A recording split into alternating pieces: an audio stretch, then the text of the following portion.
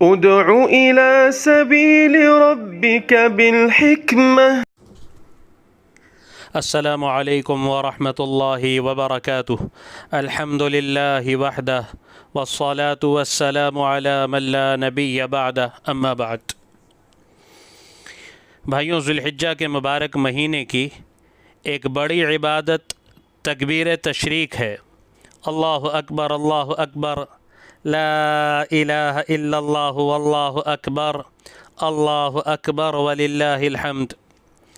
یہ تکبیر تشریق 9 ذی الحجہ کی فجر سے لے کر 13 ذی الحجہ کی عصر تک ہر فرض نماز کے بعد پڑھنا واجب ہے.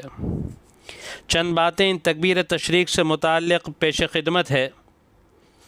اول، ایام تشریق اس سال کون کون سے ہیں؟ تکبیر تشریق کب سے کب تک پڑھنا ہے؟ اصل میں اس وقت سوشل میڈیا پر ایک عالم دین کی ویڈیو بہت زیادہ وائرل ہو رہی ہے، گردش کر رہی ہے، جس میں جمعرات کی فجر سے تکبیر تشریق کے پڑھنے کو بتلایا گیا ہے. حقیقت یہ ہے کہ وہ ویڈیو گزشتہ سالوں میں سے کسی سال کی ہے،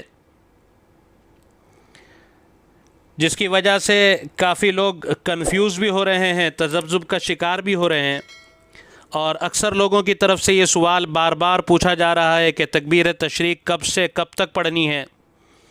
تو اچھی طرح سمجھ لیں کہ اس سال 1441 ہجری بمطابق 2020 عیسوی 2020 میں ہندوستان میں 9 ذی الحجہ جمعہ کے دن ہے اور 13 ذی الحجہ منگل کے روز ہے. اس اعتبار سے ایام تشریق جمعہ سے لے کر منگل تک ہے.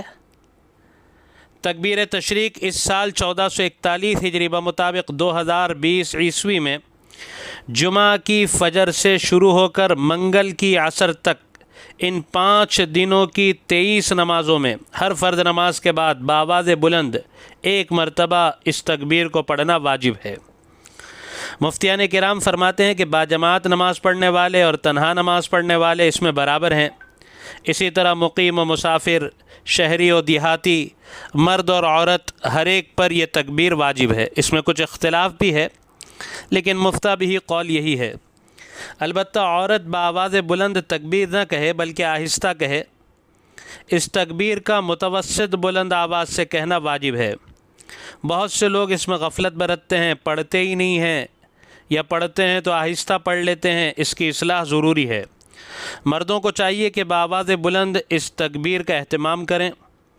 چونکہ یہ لاک ڈاؤن کا زمانہ ہے، ہمارے ہاں ممبئی اور مہاراشٹر میں ہنوز مساجد عوام الناس کے لیے بند ہیں.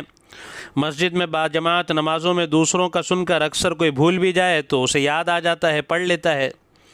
اب چونکہ ہمارے یہاں مسجدوں میں باجماعت نمازوں پر اب تک پابندی ہے، اس لیے خوب خیال رکھیں کہ ان ایام تشریق میں کہیں ایسا نہ ہو کہ ہم ان تکبیرات سے غافل ہو جائیں، ان تکبیرات کو بھول جائیں اور یہ واجب ہمارے ذمے باقی رہ جائے. اس لیے خوب اہتمام سے ایام تشریق میں دوبارہ عرض کروں کہ جمعہ کی فجر سے لے کر منگل کی عصر تک ان تکبیرات کا خوب اہتمام کریں. جب عید کی نماز کے لیے جائیں تو اس وقت نماز کے لیے جاتے ہوئے بھی بلند آواز سے تکبیر تشریق پڑھتے ہوئے جانا مسنون ہے. عام طور پر اس مسئلے سے ناواقفیت کی وجہ سے اس میں بھی غفلت برتی جاتی ہے. یہ تو واجب سے متعلق میں نے بات عرض کی. اس کے علاوہ پورے عشرہ ذی الحجہ میں تکبیر کہنا مستحب ہے. سرن بھی جائز ہے اور جہرن بھی.